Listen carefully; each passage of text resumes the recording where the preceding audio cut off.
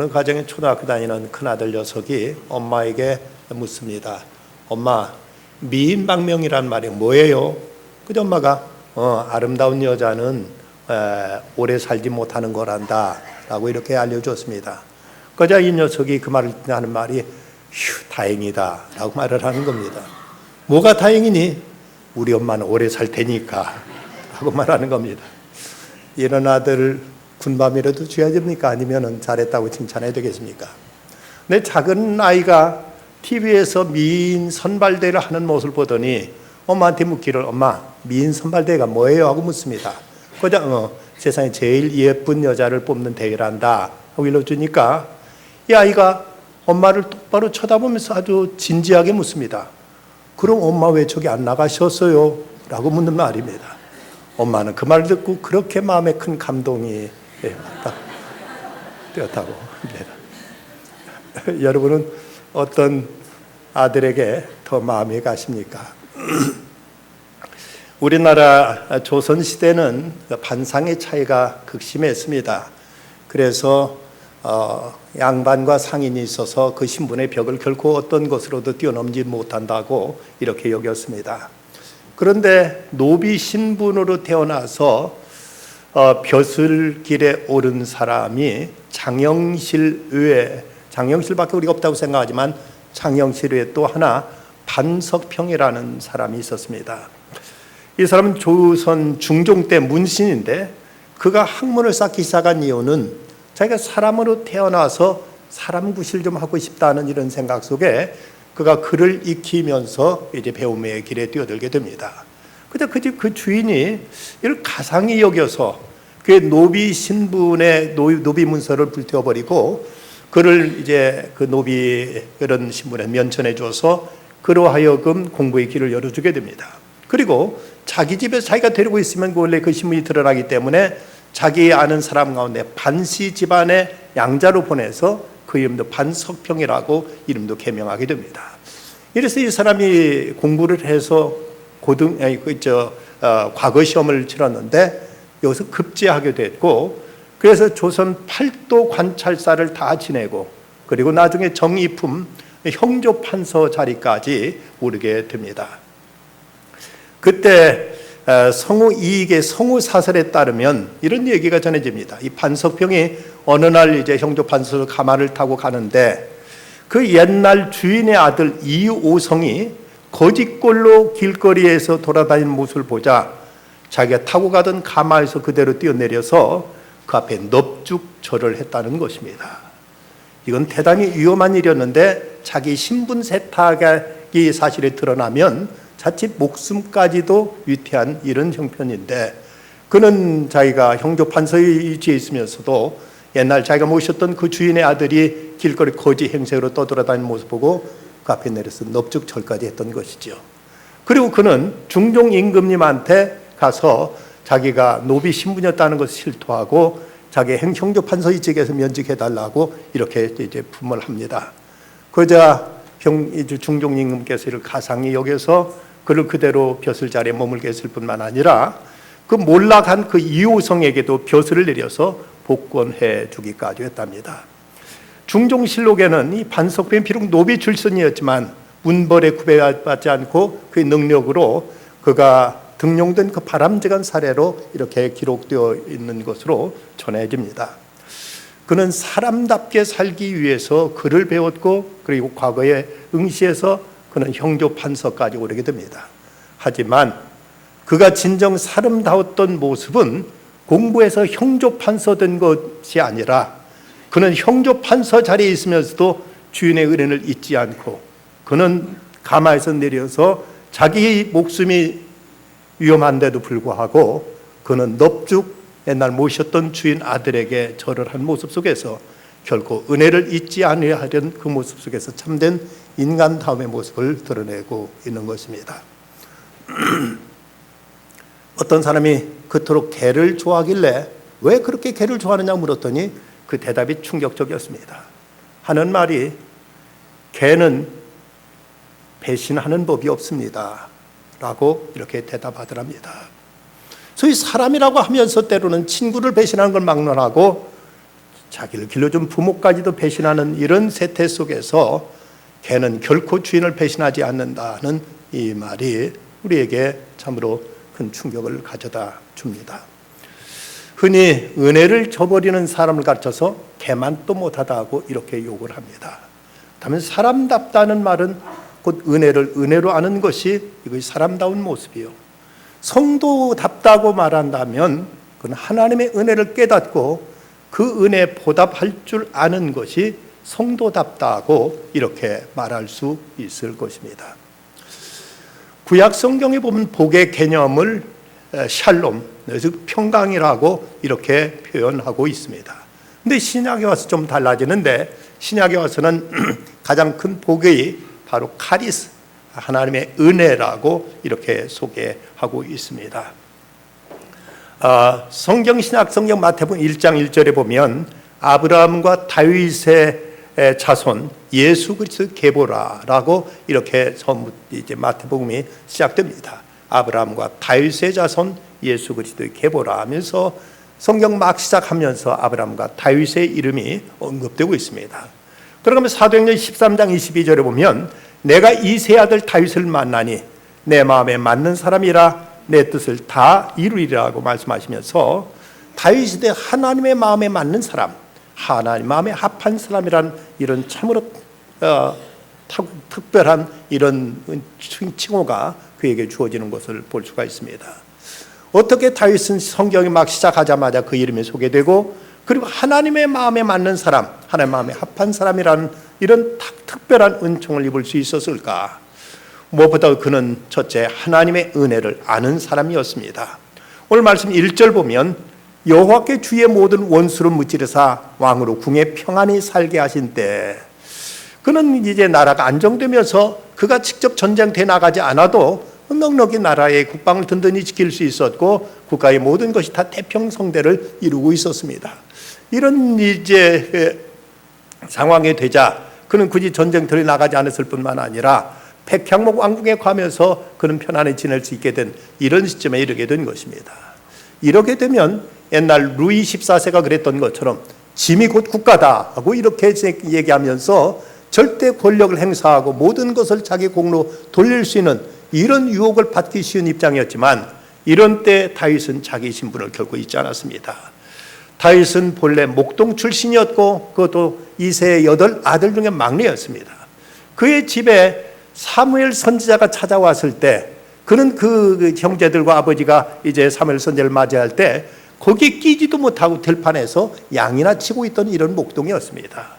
그랬던 이 다윗을 하나님이 선택하셔서 이스라엘 대왕의 자리까지 오르게 하셨는 이 사실을 생각할 때 이 모든 것이 전적으로 하나님의 은혜란 사실을 그는 이제 깨닫고 고백하는 것입니다. 사무엘하 5장 11절과 12절 말씀 보면 두루왕 히람이 다윗에게 사절들과 백향목과 목수와 석수를 보내매 그들이 다윗을 위하여 집을 지으니 다윗이 여호와께 자기를 세우사 이스라엘 왕을 삼으신 것과 그의 백성 이스라엘 위하여 그 나라를 높이신 것을 알았더라 라고 고백하고 기록하고 있습니다. 하나님께서 이스라엘을 든든히 세우셨고 자기를 이스라엘 왕으로 세우신 것, 이 모든 게 하나님의 은혜였음을 알았다고 이렇게 그는 이제 고백하고 있는 것입니다. 은혜가 은혜될 수 있기 위해서는 무엇보다 깨달음이 있어야만 됩니다. 우리가 사랑이라는 것을 수직적인 사랑과 수평적으로 사랑을 나눈다면 수평적인 사랑은 크고 작다고 말할 수 있지만 수직적인 사랑은 결코 크고 작음의 문제가 아닙니다. 이건 깨달음이 있느냐 없느냐의 차이일 뿐입니다. 여러분, 세상에 그 어느 누가 부모의 사랑 없이 태어난 자식이 있고 부모의 보살핌 없이 자라난 자식이 있겠습니까? 누구든지 부모로부터 받은 사랑은 절대적인 문제입니다. 그런데 어떤 자식은 이걸 깨닫고 늘 부모의 은혜에 보답하며 살려고 애쓰는 자식이 있는가 하면, 어떤 자식은 전혀 부모가 자기는 해준 것 아무것도 없다면서 모든 것 다 자기가 잘나고 자기가 똑똑해서 이렇게 됐다고 자기 생각밖에 못하는 자식이 있습니다. 이것이 부모의 사랑이 없어서 이게 있습니까? 깨닫지 못한 것일 뿐이죠. 하나님의 사랑도 하나님의 사랑 은총 없이 우리가 예수 믿는 사람이 어디 있을 것이며 그분의 은혜 없이 우리가 어떻게 이 땅을 살아갈 수가 있겠습니까? 그 어떤 사람은 이 은혜를 생각하고 날마다 은혜 속에서 항상 하나님께 감사하고 기뻐하면서 은혜를 누리고 살아가는 사람이 있는가 하면, 어떤 사람은 전혀 하나님의 은혜를 알지도 깨닫지도 못하고 그렇게 늘 불만 속에 살아가는 사람들이 많이 있음을 보게 됩니다.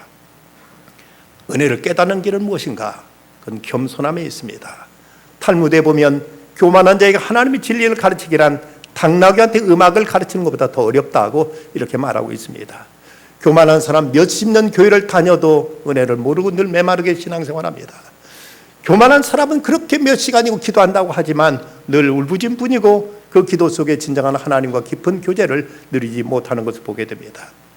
어떤 집에 7살짜리 아이가 늘 이제 제대로 밥을 먹지 않고 항상 몸이 허약하다 보니까 이 아버지가 그 이웃에 있는 그 가게 주인한테 부탁해가지고 돈을 주면서 이 아이가 늘 여기 오면 언제든지 먹고 싶은 건 마음껏 주라고, 돈을 맡겨놨으니 이 돈 가지고 그대로 주라고 이렇게 부탁을 해놓았습니다. 근데 어느 날 이 아이가 그 가게에 들리더니 바나나 한 꾸러미를 한 덩어리를 들고 오면서 하는 말이, 아빠, 그 가게 아저씨가 내가 착하고 예쁘다고 이거 그냥 주셨어요 하고 이렇게 자랑하는 것입니다.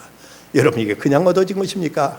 부모가 다 미리 돈을 주고 다 이렇게 주라고 부탁했기 때문에 이것을 얻었음에도 불구하고 이것이 내가 똑똑하고 내가 예쁘고 내가 잘났으니까 줬다고 이렇게 하는 것처럼 우리가 하나님의 은혜 속에 살아가면서도 은혜를 모르고 내 힘으로 살아가는 양 이렇게 자처하는 일들이 얼마나 많습니까? 다윗은 하나님의 은혜를 아는 자였습니다. 그런가 두 번째, 하나님의 은혜를 깨달은 다윗은 이 은혜에 보답하기 위해서 하나님께서 기뻐하시는 일을 하고자 합니다. 본문 2절 말씀, 왕이 선지자 나단에게 이르되 볼지어다 나는 백향목궁에 살거늘 하나님의 꾀는 휘장 가운데 있도다라고 이렇게 기록하고 있습니다. 다윗이 가만히 생각하니까 지금 자기가 살고 있는 집은 백향목으로 그렇게 화롭게 아름답게 잘 지은 왕궁인데, 그런데 하나님의 그 법궤는 지금 옛날 오래전에 모세시대에 만들었던 그 스탈피 가죽으로 된 낡은 천막 속에 그대로 있는 걸 볼 때 이거 너무나 하나님 앞에 죄스러웠고 황송하기만 했습니다. 이래서 되나? 내가 지금 이렇게 지내도 되는가 하는 이런 안타까운 마음을 품고 그는 나단 선지자를 불러다가 제가 하나님이 좀 지어서 하나님께 봉헌해 드리고 싶다고 이렇게 자기의 소원을 말합니다. 그 나단이 그 얘기를 들었을 때 그것이 기특하고 그것이 좋은 뜻이라, 예, 하나님이 왕과 함께 하시니 그 왕의 뜻대로 하시지요 라고 이렇게 거기에 적극 지지하고 나섭니다. 그런데 그 밤에 나단이 집에 돌아갔을 때 하나님께 나단에게 하신 말씀, 아니다, 이건 내가 다윗에게 허락하지 않은 일이라고 말씀하십니다. 그때 나단이 급히 다윗에게 달려와서 하나님께서 이를 기뻐하시지 않는다고 말씀하십니다. 하나님 이거 허락하지 않는다고 말씀하십니다 라고 이렇게 이제 다윗에게 얘기하자 다윗은 그 사실을 그대로 받아들이는 것입니다. 여기서 다윗의 자세를 보면은 지금 그가 뭘 하나님께 더 달라는 것도 아니고 이미도 받은 은혜 생각하면서 어떻게 하나님을 기쁘게 해드릴까를 생각하면서 그는 그 하나님의 전을 지어드리고자 하는 이런 열망이 그의 마음속에 솟구쳤던 것입니다.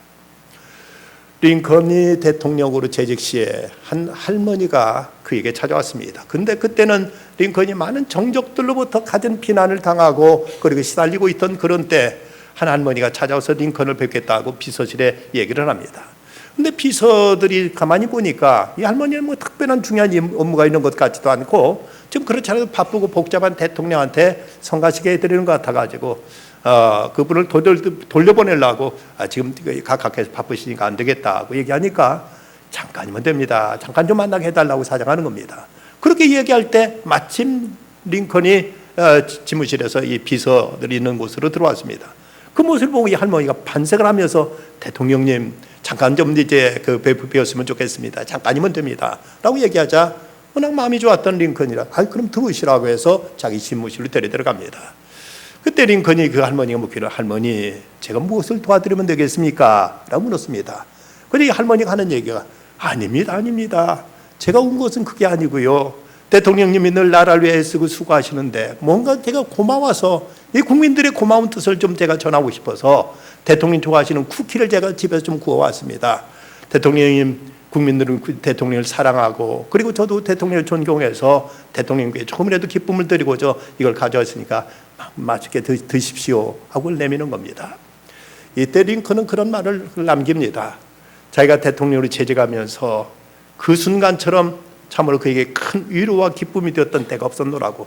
그때처럼 자기가 모든 스트레스를 한 번에 날리고 그때처럼 대통령의 큰 보람과 기쁨을 얻었던 적이 없었노라고 링컨은 이런 얘기를 합니다. 우리가 하나님 앞에 이렇게 저렇게 늘 달라고 하면서 하나님 앞에 떼쓰고 매달립니다만은 한 번쯤 우리가 그저 순수한 마음으로 내가 어떻게 하나님을 기쁘게 해드릴까, 내가 어떻게 하나님을 위해서 뭔가를 내가 할 수 있을까를 우리는 한번 생각해 본 적이 있었는가. 다윗은 지금 자기가 백향목궁에 살면서 어떻게 하나님을 기쁘시게 해드릴까 하는 생각에 성전을 지어드리겠다는 이런 뜻을 이제 나단 선지에게 전하는 것입니다. 그런데 다윗이 이제 이 뜻을 확인한 다윗의 뜻을 이제 들은 그 나단이 하나님의 뜻을 다시 확인해서 이게 안 된다고 하자, 다윗은 그는 또 하나님의 뜻 앞에 절대적으로 순종하는 것입니다. 다윗은 하나님의 은혜를 깨닫고 은혜에 보답하기 위해 뭔가 하려고 했지만 이 일을 하나님께서 기뻐하시지 않는다고 말씀하자 그는 그대로 받아들이는 것입니다. 3절 말씀, 여호와께서 왕과 함께 계시니 마음에 있는 모든 걸 행하게 하소서 했지만, 그러나 이제 하나님께서 그 일은 허락하지 않는다고 말씀하셨을 때 그는 그대로 또 다윗은 받아들이는 모습을 보여주고 있습니다. 그리고 다윗이 이때 그냥 나단이 그것을 안 된다고 말렸지만 그래도 자기 왕의 권위로서 얼마든 그대로 밀어붙일 수 있는 일입니다. 그는 누가 보더라도 명분이 있는 일이었고 또 그것은 하나님을 위한 것이라고 인식될 수 있는 일이었기 때문에 그가 나단이 뭐라고 하든 거기에 개의치 않고 왕이란 권위를 가지고 그는 하나님의 성전을 그대로 이제 건축할 수도 있었을 것입니다. 그러나 그는 하나님이 아니라고 말씀하시자 그대로 깨끗하게 내려놓습니다. 그렇다고 여기에 어떤 섭섭한 마음 가지고 하나님 허락지 않으면 내가 다시 일을 하는가 보다 하는 이런 어떤 불만 섞인 태도도 아니었습니다.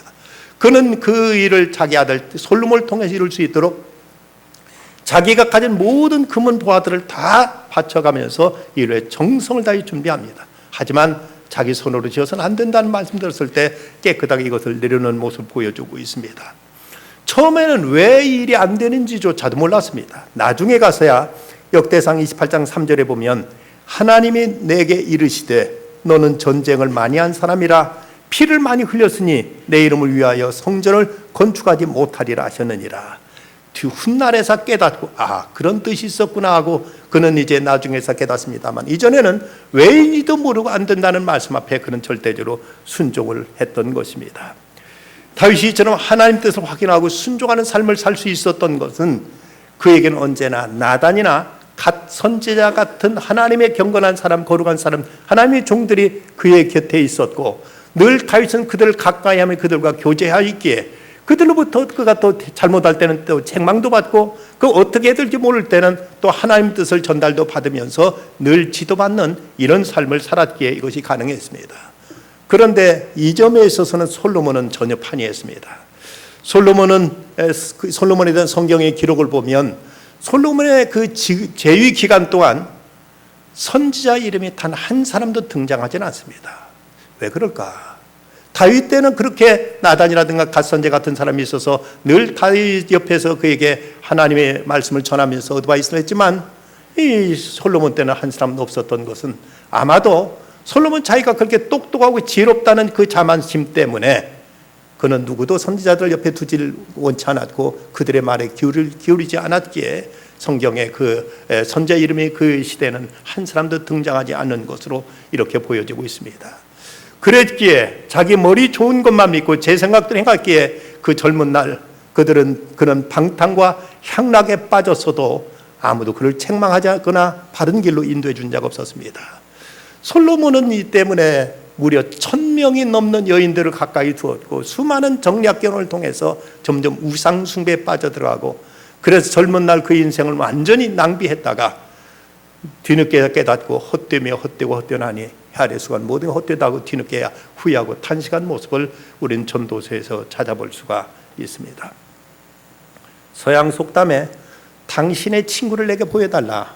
그럼 당신이 어떤 사람인지 내가 말해줄 수 있겠다는 이런 말이 있습니다. 그 친구에 의해서 그 사람은 만들어지는 것입니다. 여러분 주위에 어떤 사람이 있습니까?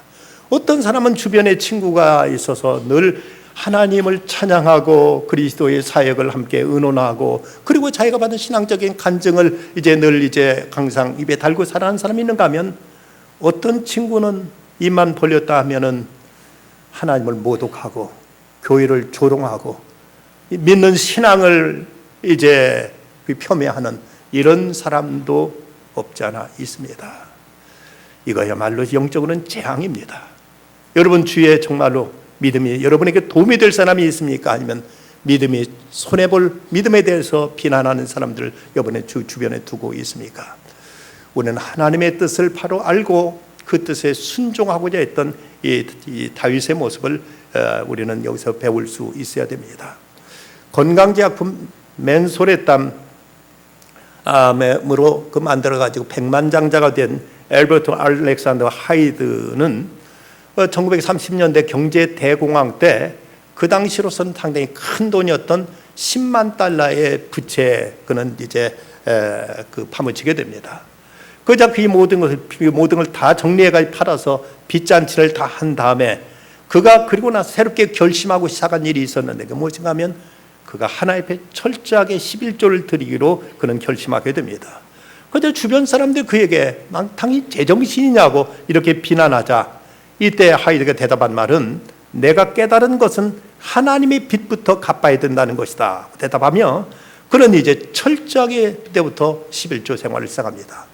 그는 그리고 나서 멋지게 재기했고 11조가 아니라 10의 2조, 10의 3조, 10의 4조 나중에 10의 9조까지 하나님 앞에 드리면서 전설적인 믿음의 삶을 살았던 사람이 바로 맨솔의 땀을 통해서 백만장자가 된 엘버트 알렉산더 하이드라는 사람입니다. 우리가 하나님께 순종하는데 어려운 것은 내가 이렇게 하나님께 순종하고 나면 그 다음에는 어떻게 되지? 라는 내일에 대한 염려 때문에 우리가 순종을 못할 때가 많이 있습니다. 하지만 내일의 문제나 오늘의 문제가 아닙니다. 중요한 건 믿음의 문제이죠. 하나님 온전히 믿고 신뢰한다면 어떤 경우에도 우리는 주 앞에 그대로 순종할 것이고 이렇게 순종하는 사람들이 하나님의 능력도 하나님의 기적도 체험할 수 있게 되는 것입니다. 신앙의 원리는 바로 이것입니다. 우리가 예수 믿는다는 믿음의 생활을 한다는 것은 먼저 하나님의 은혜가 우리에게 임하고 그 다음 이 은혜를 깨달은 성도의 여기에 대한 감사가 있고 그리고 이 감사하는 모습을 보시고 여기에 대한 하나님의 축복이 있습니다. 분명한 것은 먼저 하나님의 은혜가 우리에게 임합니다. 여기서 다윗도 하나님께 그를 목동의 자리에서 그를 선택하여서 이스라엘 대왕의 자리까지 이끌어준 그 은혜, 자기가 지금 모든 전쟁으로부터 이제는 벗어나서 평안히 백향목궁에 살게 된 것에 대한 그에게 있어서 그 하나님의 은혜가 있었습니다. 이 은혜를 깨달은 다윗의 믿음이 바로 어떻게 하나님을 기쁘시게 될까 하면서 성전을 지어드리려고 했고 이스럽게 성전을 지어드리려고 하자 하나님 그게 놀라운 축복으로 갚아주는 내용이 바로 이어서 나타납니다. 그것은 먼저 무엇보다도 하나님이 다윗의 이름을 존귀하게 해주신 일이었습니다. 보면 9절 말씀, 내가 가는 모든 곳에서 내가 너와 함께 있어 내 모든 원수를 내 앞에서 멸하였은즉 땅에서 위대한 자들의 이름같이 내 이름을 위대하게 만들어주리라. 하나님께서 다윗의 이름을 위대하게 만들어주리라고 말씀하십니다. 성경에 보면 신구약 성경에 다윗이란 이름이 전체 903개 절에서 1091번이나 1091번이나 이름이 이제 나오고 있습니다. 믿음의 조상이라고 일컬어지는 아브라함도 아브람이라는 이름과 함께 나오는 이름이 기껏 이제 288번, 그리고 사도 바울의 이름은 192번, 베드로가 168번에 나오는 것에 비해서 이 다윗은 파격적으로 무려 1000번이 1091번이나 되는 이렇게 그 이름이 반복될 만큼 그 이름을 하나님께 존귀하게 해주셨습니다. 이스라엘 역사 가장 존경받는 왕이요 민족의 지도자로 자리매김하게 됩니다.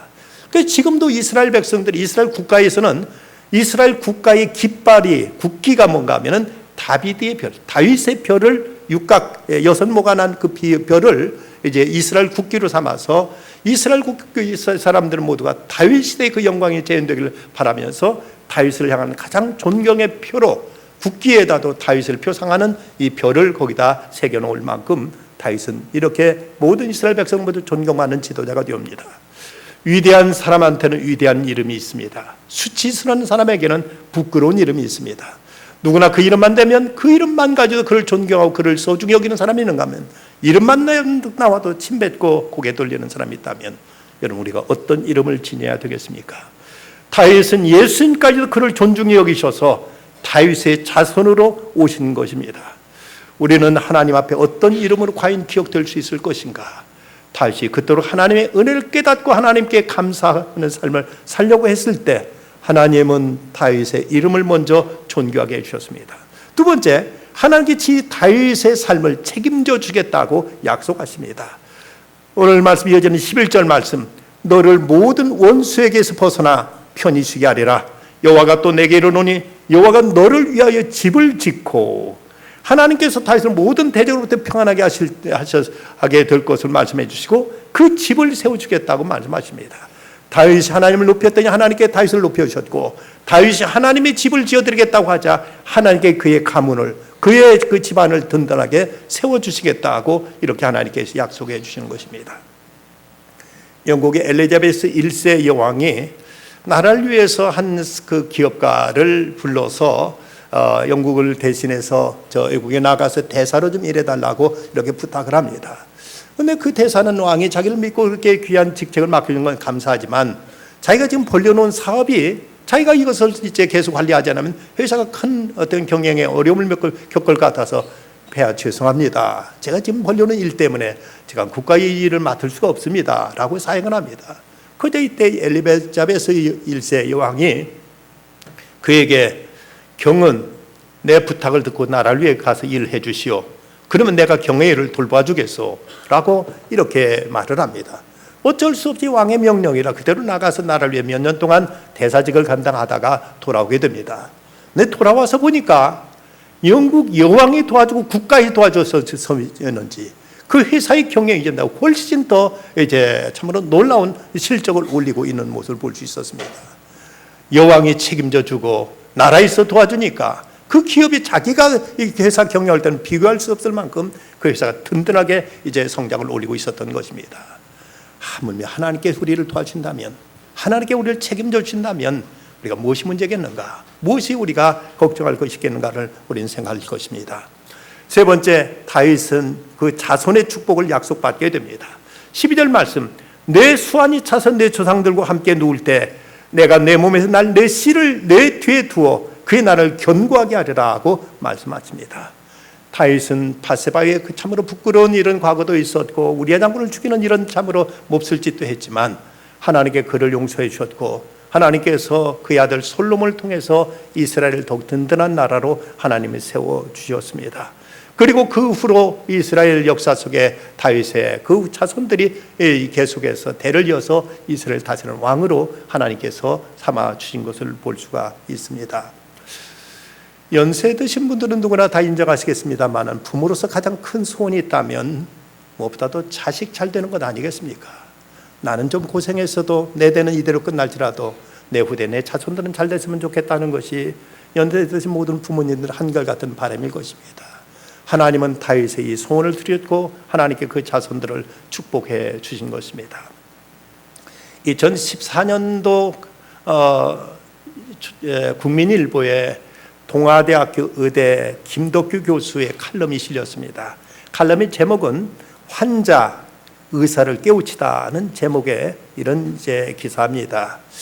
어느 날 그 병원 의뢰 진찰실에 한 7순 정도 되는 할머니가 들어오시더니 교수님 앞에 그대로 바닥에 넙죽 엎드려 큰절을 하는 것입니다.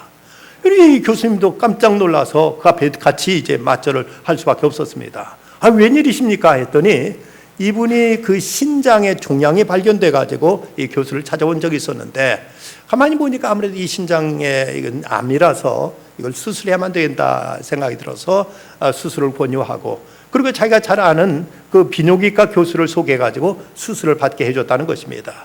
그래서 수술을 잘 받고 그리고 퇴원해서 건강에 회복되자 일부러 김덕규 교수를 찾아와 가지고 좋은 의사 선생님 소개시켜 줘서 신장암 수술 잘 받고 낫게 해준 건 정말 감사합니다라고 그렇게 이제 넙죽 절까지 병원 바닥에 엎드려서 절까지 했던 것입니다. 이 모습을 보면서 이 김덕규 교수는 이런 일이 의사라면 누구나 당연히 할 일인데 이걸 가지고 일부러 병원에 찾아와서 엎드려 절한 그분을 보면서 문득 자기 자신을 돌아보게 됩니다.